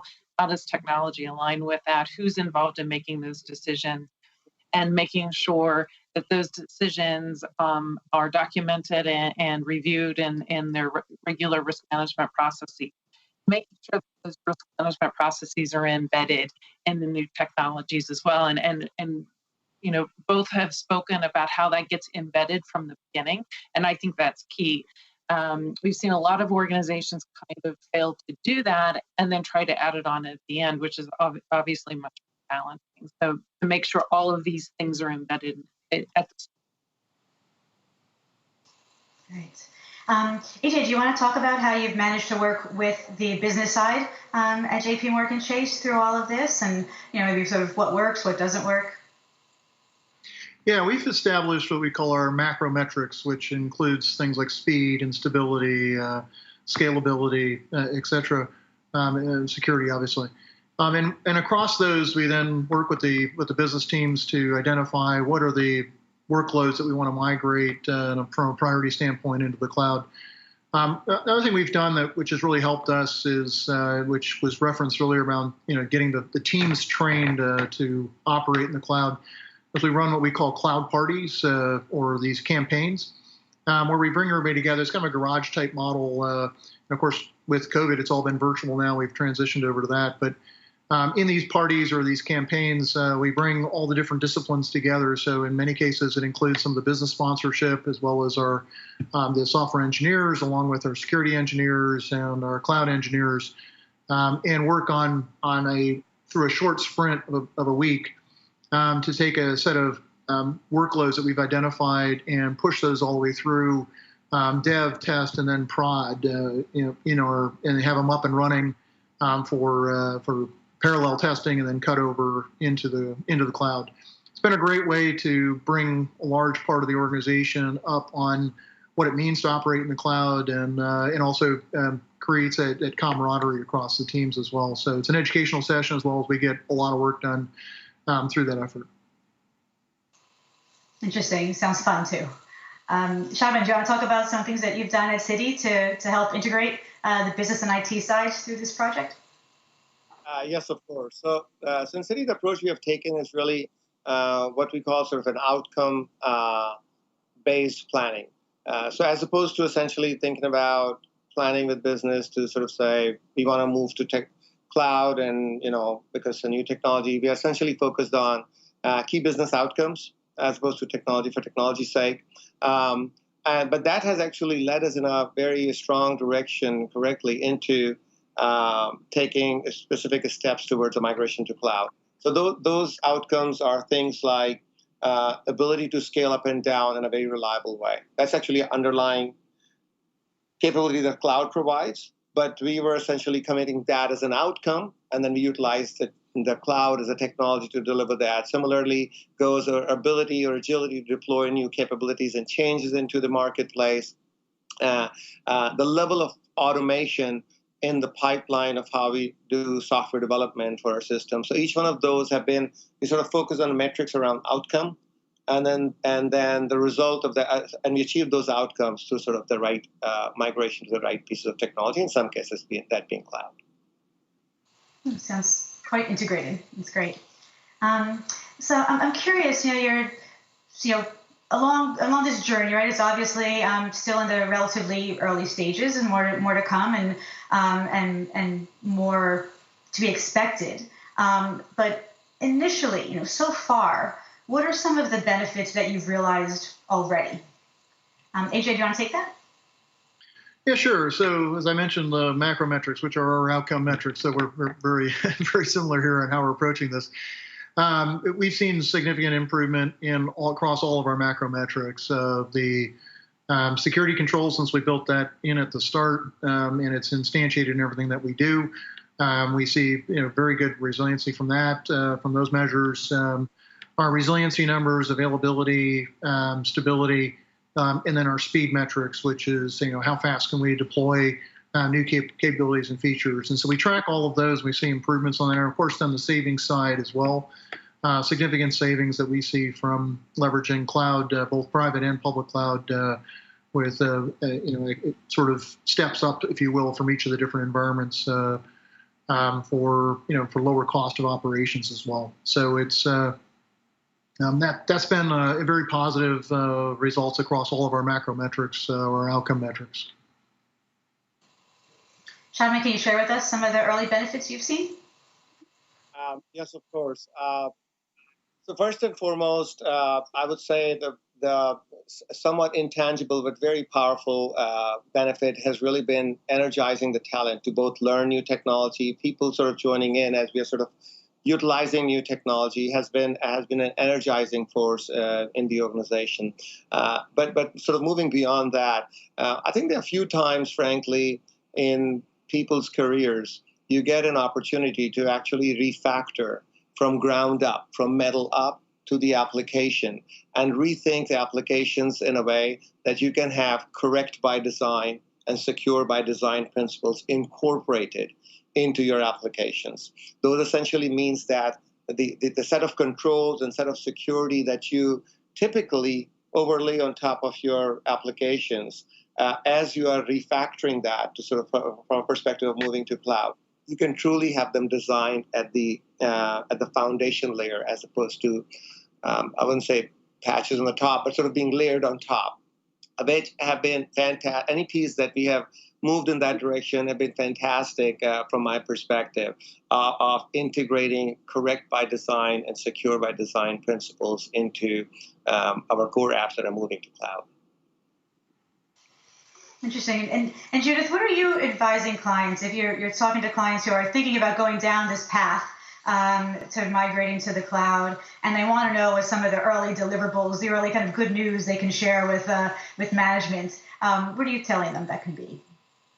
I just echo what was saying about being sort of secure and compliant by design, is really taking that opportunity to look at this anew. And I agree with the comments. People get very excited about this, about being able to innovate, being able to, instead of doing this after the fact, really taking a hard look and refactoring, reanalyzing, and we like to also use the phrase compliant by design, building these controls in so that they don't have to be configured by somebody at some time. They're already kind of built in. The guardrails are there, and I think that's really key. And so we talk to our clients about doing the same thing, is taking a step back first, deciding what your end goal is, and then designing it to be that way. Not going in and deciding after the fact what needs to be turned on or off, or from the very beginning. And I want to kind of take the other end of the spectrum. Right? We talked about some of the technical benefits early on. what's the final promised land, right? So if you're talking to the board of directors and looking for an approval for this project, or even people like me or the investment community who look at the big picture, right? What's that sort of ultimate promised land of what you get after this entire migration is done? AJ, do you want to start with that? Yeah, sure. So I think I'll just go back to what was said early on, is that it's really more about the workloads themselves. If you can break your workloads down into microservices, and you can then you can start to operate, scale independently. You can deploy independently. You can have resiliency across geographies, et cetera. I think that's the first major critical step of really translating your portfolio, your applications into that service-based structure. And then with that, you get the benefit of, or the full value of what you can get through the cloud, which is the ability to do that deployment in rapid fashion, because everything is fully standardized across those cloud management platforms.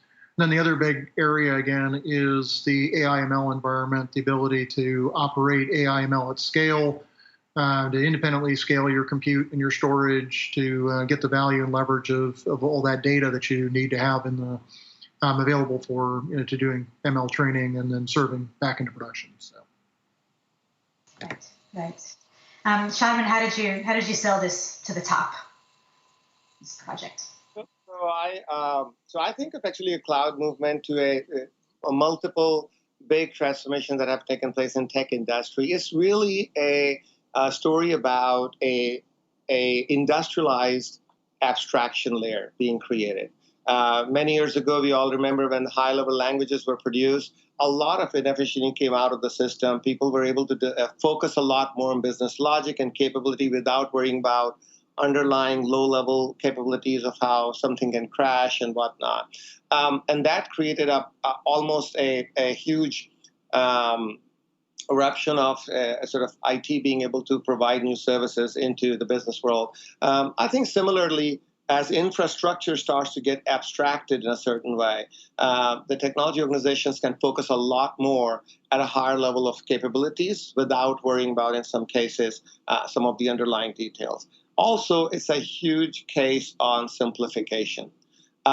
It's simplification almost by design, where your tech stack gets standardized, where you essentially then focus on, you remove the complexity out of the system, which removes set of errors, and essentially focuses on sort of value-added developments that the investment dollars can go towards.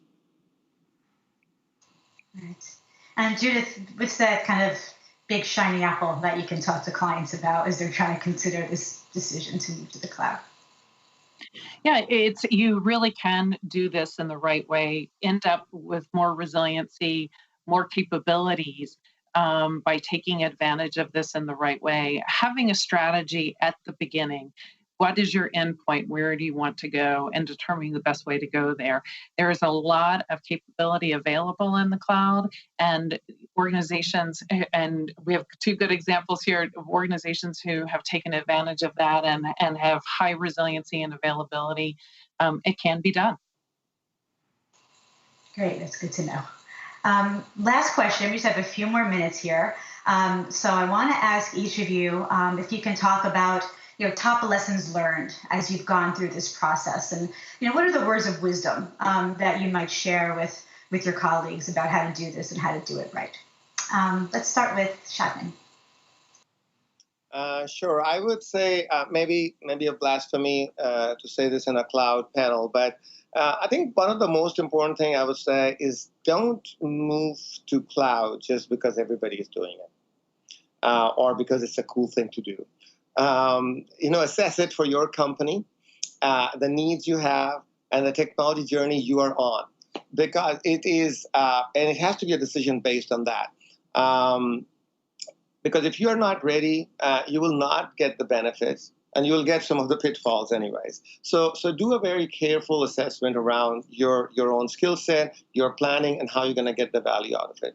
That's probably one thing I would say. The second thing I would say is also take the safety and soundness very, very seriously. It is quite easy to sort of fall into a group think that everyone is doing it. It must be like everything must work fine. and I'm just going to move on and build on top of it.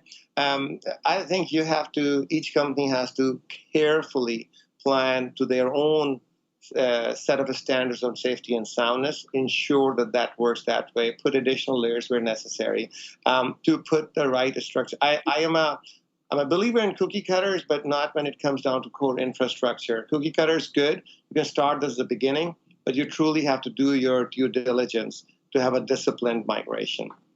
Both of those are easy to avoid. Easy to sort of overlook, but I think very important lessons. That's great. I agree. Thank you for your candor. I want to thank all the panelists for a really great discussion. And next up, my colleague, Kartikeya Mehrotra, is going to lead a discussion about how safe is my data. Thanks, everyone. Thank you.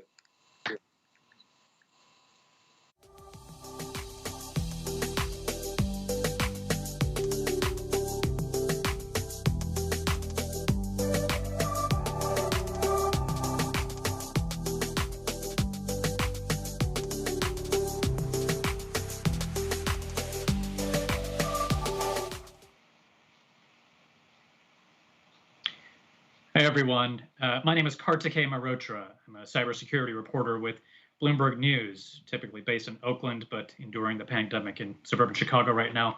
Welcome to How Safe is My Data? It's a question we've all been asking for the better part of the last few decades, but with increasingly complicated answers. To help cut through it today are three finance and cybersecurity experts, persistently up to their ears in attempted intrusions, to explain to us, help us understand how financial institutions do protect our data and what steps they, the government, us as clients can take to do so as well. We have Gary McCollum, Chief Security Officer and Senior Vice President, Enterprise Security at USAA, Adam Evans, Chief Information Security Officer, the Royal Bank of Canada, and Catherine Wetmer, Head of Technology and Operations Risk at Morgan Stanley. Thank you three for joining us today. I expect you're all having something close to the same day or week that I am, trying to understand the scope of this attack against FireEye and government companies across the globe. FireEye is a leading cybersecurity player in the US, and the attack on them from a nation state turned out to just be the tip of the iceberg. Dozens of entities globally are now victim to what seems to be a Russian campaign aimed at exploiting malware installed in a software update for a leading government and private vendor called SolarWinds. They have thousands of clients across the globe, which makes the scope of this attack sort of overwhelming. In fact, they just issued a statement to the SEC saying that they believe 18,000 clients globally may have installed a malicious software update. So for the sake of this conversation, which should focus on how safe is my data, I'd like to ask maybe Ms. Wetmer first. If a leading cybersecurity threat intelligence firm can get attacked, then is anyone safe? And what should people outside of the cyber circuit learn from incidents that compromise entities who most would presume would have the most sophisticated security in the world? Yeah, so I would say that certainly anybody is vulnerable to any type of cybersecurity attack. We're all doing within the banking sector, ensuring that we're doing everything we possibly can to both protect our perimeter and then to understand if somebody gets inside. And then being able to really focusing on being able to discover and then react and manage any kind of threat. But it is something we should all think about when we do see these large companies being impacted and how we use those companies within our own areas. I think it's still a little early to understand the breadth of the impact that we'll see from SolarWinds as well as FireEye. So right now we're in the stage of really understanding what that impact will be and making sure that we can triage around it and working with varying government agencies as well as industry agencies to be able to assist us with that. How, Gary, help me with this one. How common is it for third-party vendors like SolarWinds to play an integral role in a larger company's network security? And how do you monitor their security? How do you ensure that companies you rely on are secure in your effort to protect your network and your company's data? Well, first of all, it's very common. I think everyone in this business of security depends on a variety of security products from different vendors. Some may have a lot more presence of one particular vendor, but for the most part, this is a supply chain issue, right? We're all very interdependent on the supply chain. And in terms of oversight and governance of those third-party relationships, it's a challenge, right? For a lot of reasons. One, we are not there every single day.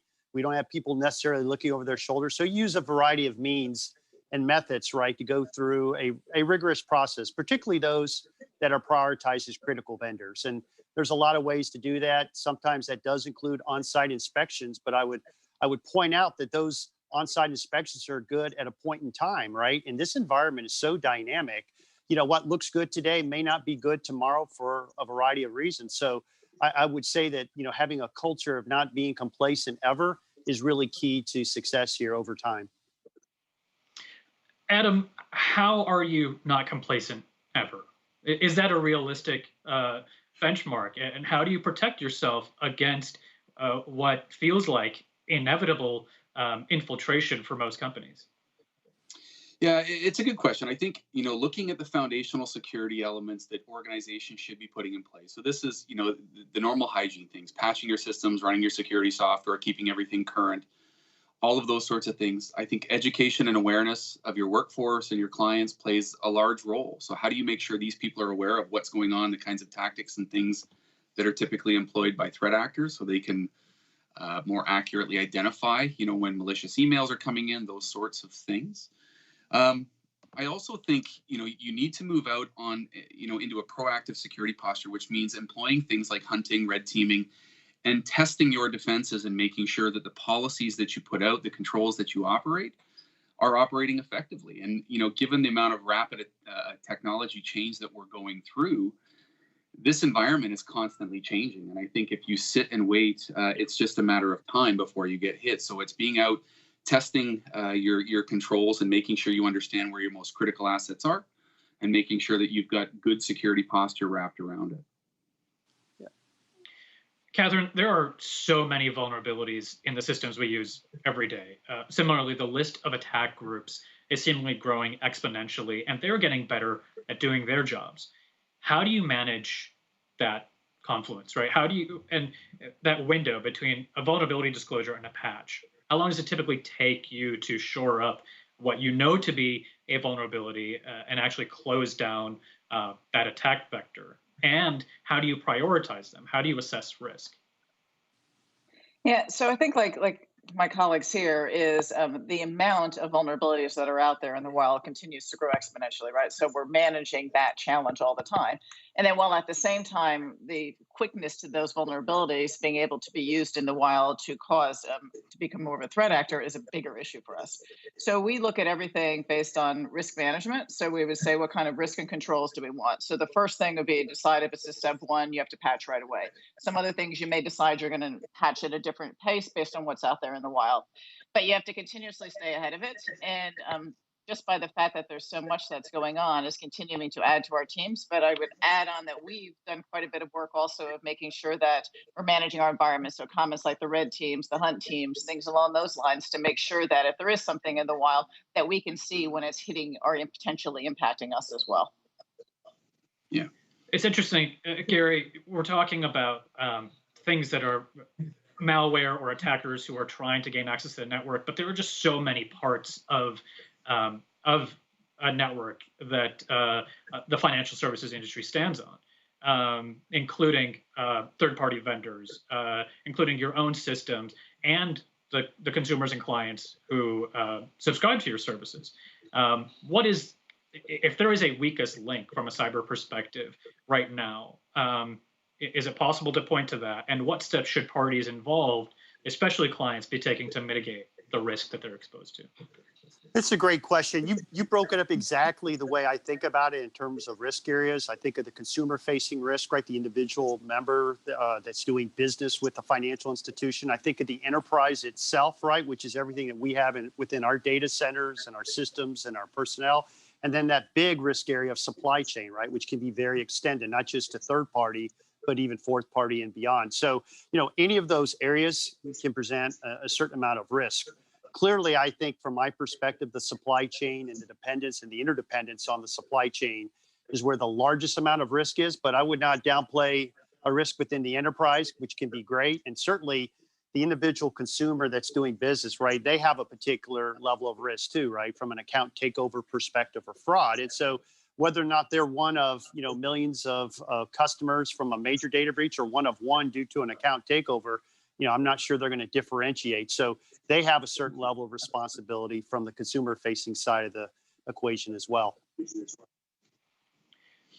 Elaborate a little bit about your concerns on the supply chain side, and what steps do you take personally to ensure that your supply chain is as secure as possible?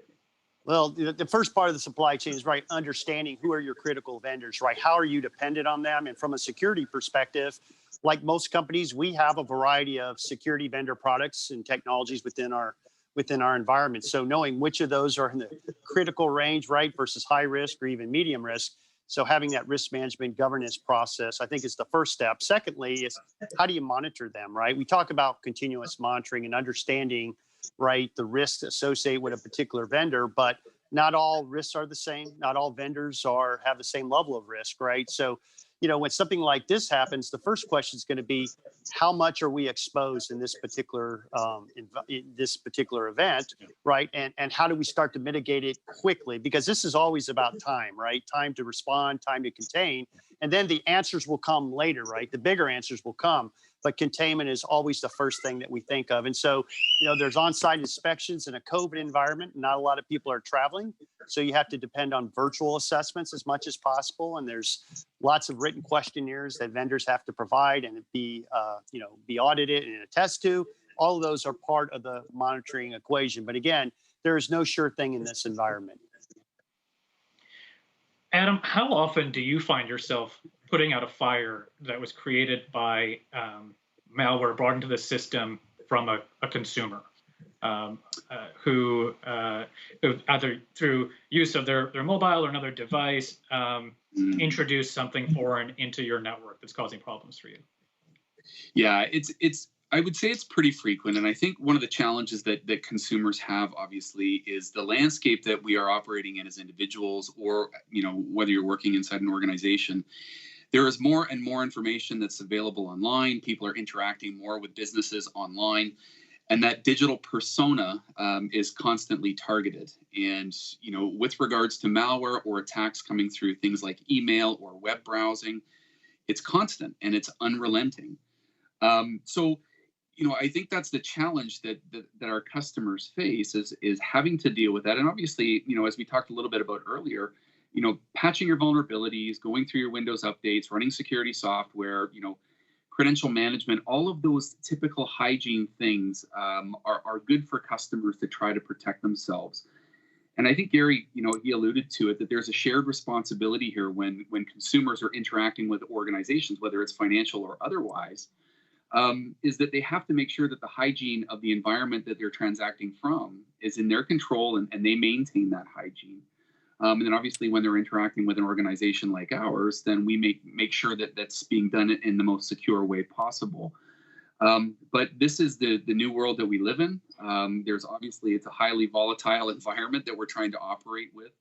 And I think that education, making sure people understand this is what this environment looks like, and that they have to stay educated and they have to protect themselves with just foundational hygiene security. And I think it's become more mainstream over the last 3 or 4 years that people are becoming more educated based on the breaches that are happening. They're starting to read more about it.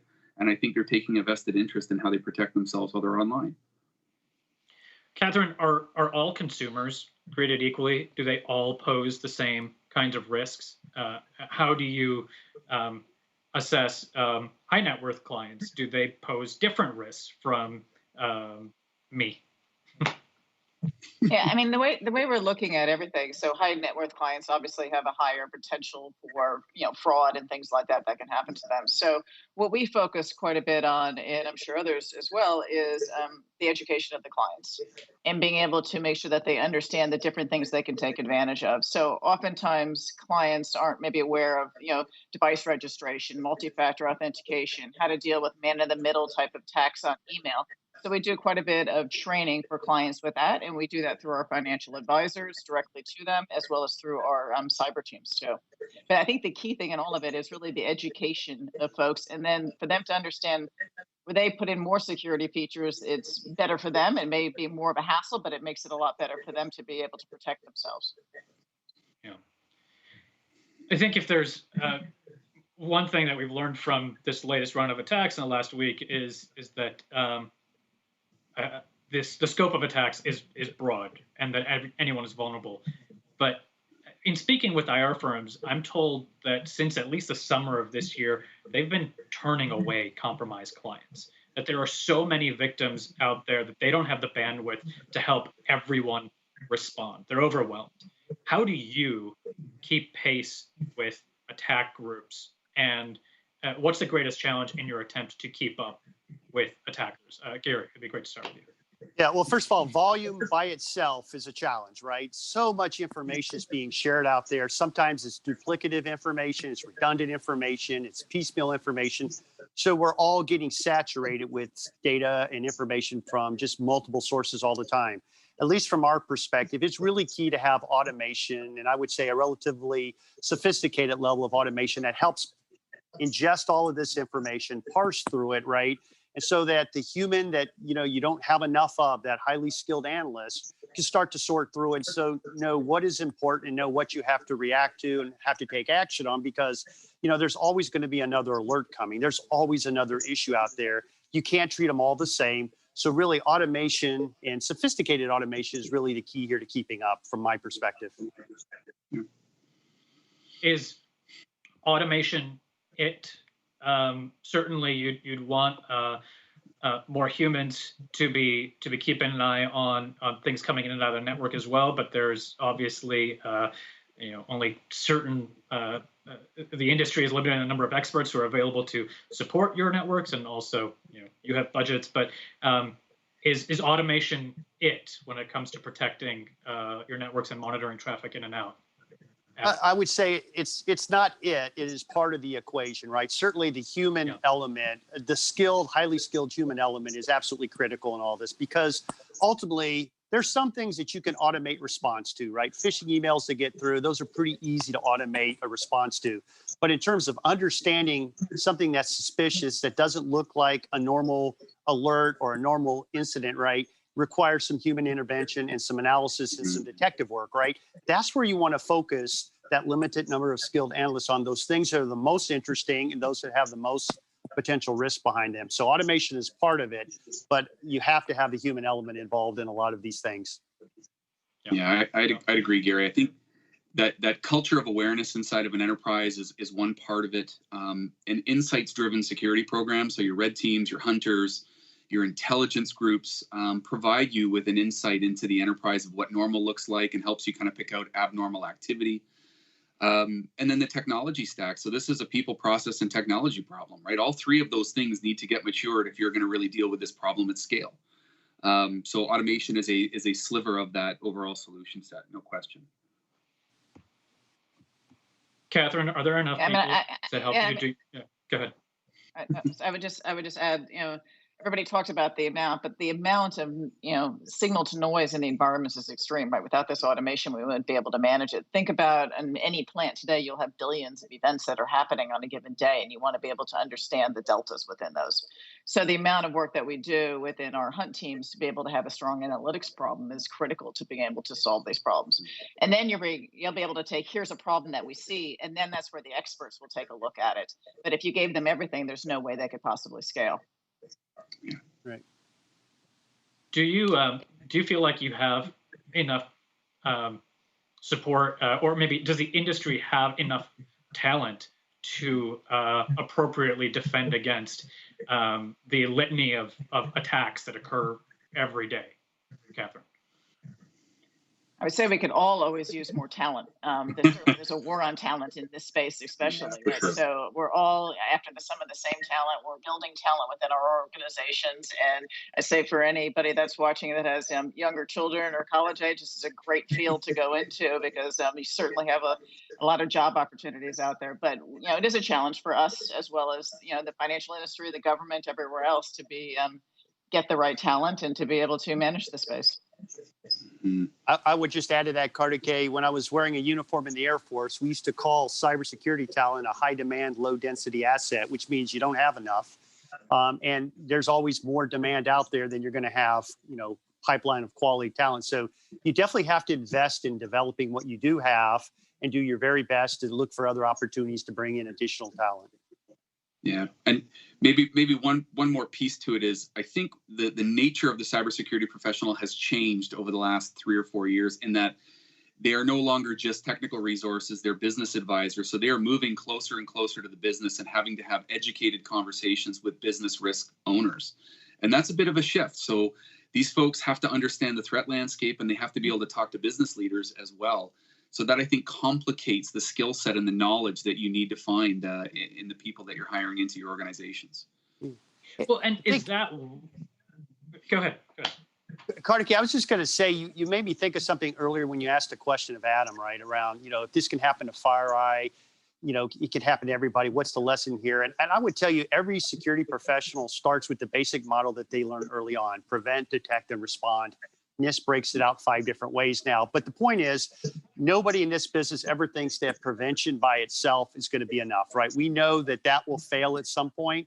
So the detection and response part of this become absolutely critical.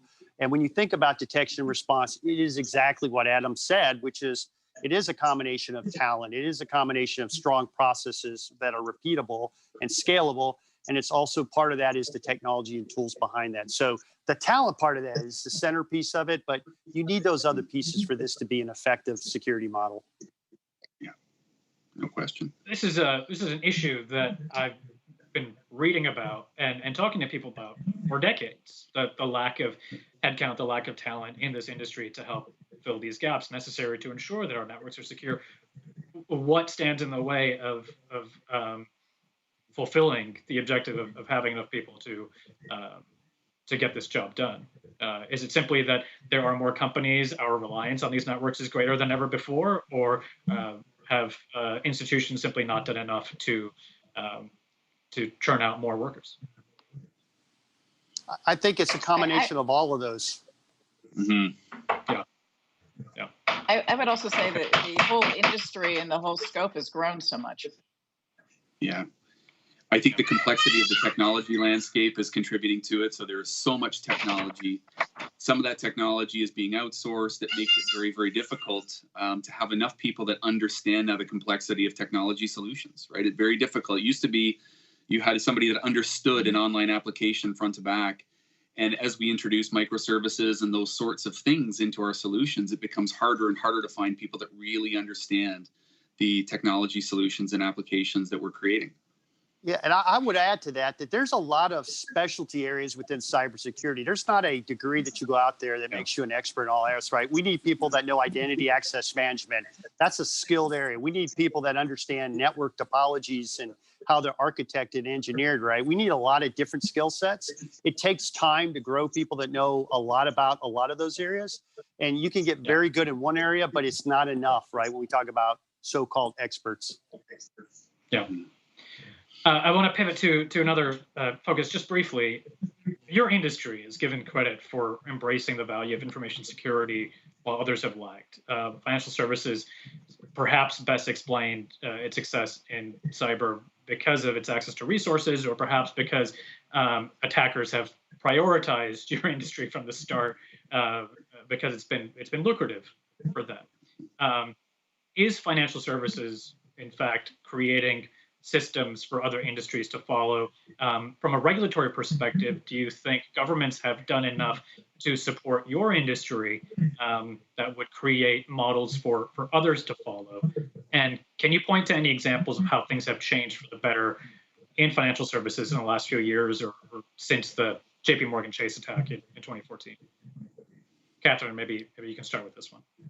Yeah, I mean, I think the way I would start with it is to say that across the industry, the one thing that I think is unique, at least in the financial services industry, is that we speak to each other. We don't look at each other as competitors when it comes to cybersecurity.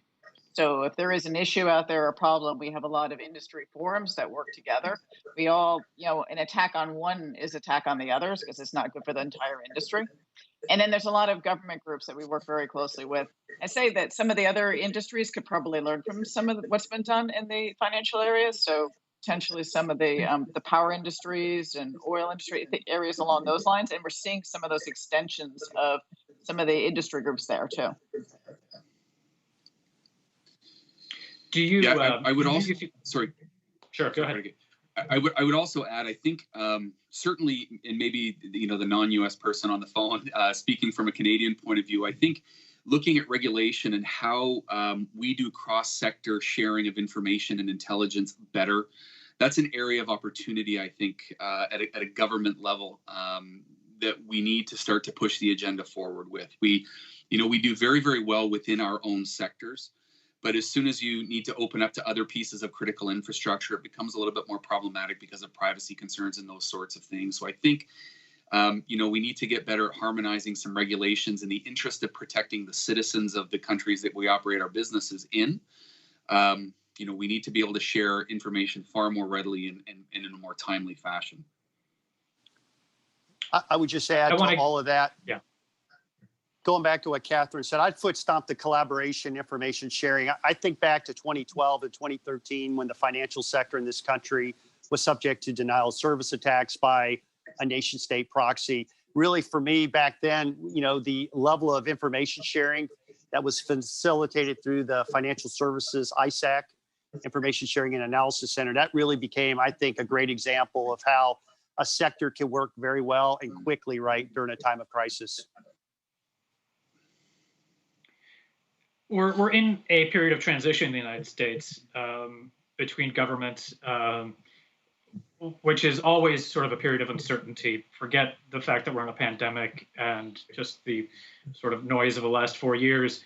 What are your expectations of a new administration? And another specific issue that's come up these last few months last few weeks, the Cybersecurity Infrastructure Security Agency in the United States is tasked with protecting critical infrastructure.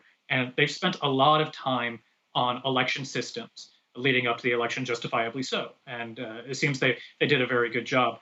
But in the last 48 hours, I'm hearing from others who are concerned that other industries have not been a point of emphasis for CISA, and that regulators have perhaps not prioritized them either. So this is a threefold question, unfortunately, but expectations from a regulatory standpoint in the next 4 years, what would you like to see happen? What would you like to see change?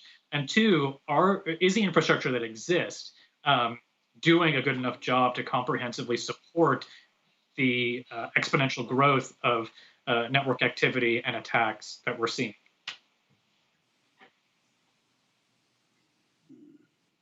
I mean, I'll take the starting points of that. Sure. So I would say that one key area that I'd like to see happen, I guess, on the regulatory front, especially from many of the governments, is working across the different regulatory agencies as well as globally to have things that are more uniform and consistent so that we can be able to take on things in an easier way and get a better outcome as a result of it. I would add to that. I think that the administration agnostic here. I think it's cybersecurity is a priority for all the reasons that we know. But for example, just looking at this recent event, this FireEye / government agency breach, right? I think this really points to what is our national policy around these types of attacks, right? I don't think there's been clarity around that in the past, and so my expectation or my ask would be that we get real clarity around that. At what point does an attack on an institution or a U.S. company, when does it become more serious than just business as usual, right? I think there's clarity needed in the policy space, and I believe that the next administration, as well as the current administration, have been working on that. I think we'll get more clarity. Where do you draw that line? I mean, are there outlines of what that line should look like? How do you determine that, or does it have to be made on a case-by-case basis, that decision? Well, I think this is a tricky area, right? There's always nuances here, right? This is not like a kinetic event that's very clearly measured, right, and seen, and you can see the damage, right? Something like this, and then it goes back to attribution, right? That's always going to be the challenge in these cases, right? How do you know that it was really government X or organization Y that conducted it, right? So that's a whole nother set of challenges. But in terms of how do you begin to understand national policy, I think it has to do with what are the risk implications, right? Somebody that's stealing money is one thing, but somebody that can disrupt a power grid or disrupt money movement, I think that's a different type of an attack. I'd also like to see the governments push policy around the education of citizens. And obviously, this is the new world that we are all operating in. What is the role that they play in making sure people are getting the education that they need to operate in this new world? And I'd like to see more policy kind of put in place around that, getting into school systems, and obviously starting to push the education at a younger age so people are well aware of how the world works, how threat actors do what they do, and some of the things that they should be thinking about as they kind of grow up in this world. How do they protect themselves better? We've got about a minute. How about we do sort of an open-ended question here, which is how safe is my data? Be it from a financial services perspective or something else that's caught your eye in the last few weeks. Catherine, just some closing thoughts for consumers. Is consumer data safe, or is it a matter of time until most people's data winds up on the dark web? I think it depends on the consumer and it depends on the place, right? So you're only as good as your weakest link is. And so if your weakest link is something you might be doing on your own mobile device, if your weakest link is someplace you're giving your data, your weakest link is you clicking on a phishing exercise, those are the problems I think that are out there. And that's the thing that we can't protect everybody from. And people need to take that ownership themselves over understanding their weakest link and understanding where their data is at and being able to manage that fiercely. Yeah. I would add to that, Kartikeya. I think it also depends on the type of data that we're talking about. And as a person who's been a victim of multiple data breach events, right, sure. I know that my personal information is out there. You can't reissue a social security number. You know, you can't reissue some personal identifiable information. And so once it's out there, it's out there, right? And so then it becomes, I think, a process of risk mitigation, right, and shared responsibility. I try never to use user ID and password where I can get away with using multi-factor authentication, for example. And so, once you recognize you're sort of operating in a hostile ecosystem, you do what you can do as an individual consumer, right, to take prudent actions. And I think strong authentication is part of it. Yeah. Adam, quick final thought. Yeah, I would leave you with, people they can't be passive in this activity. They have to take control of their own digital persona, the information that they're making available online, understanding that at some point it will get collected and used. And I think once they understand where their critical information assets are and they understand how they want to protect them, that's a big step in the right direction for them to protect themselves and hopefully their digital identity, depending on or irregardless of where they're trying to operate online. Thank you so much, all three of you, for your time. I really do appreciate it. I'm going to hand the program back to my colleague, Caroline Hyde. Thank you for joining us for the year ahead, Next Generation Banking. We hope you enjoyed the discussion and we welcome your feedback, of course. Please write to us on Twitter using #TheYearAhead. And of course, thanks again to all of our speakers, to you, the audience, for being so engaged. And we also would like to thank IBM for supporting today's event. Please check out the resources tab on the event website for additional offers and content from IBM. And a replay of today's event will be available on BloombergLive.com along with an event highlights article. Enjoy the rest of your day.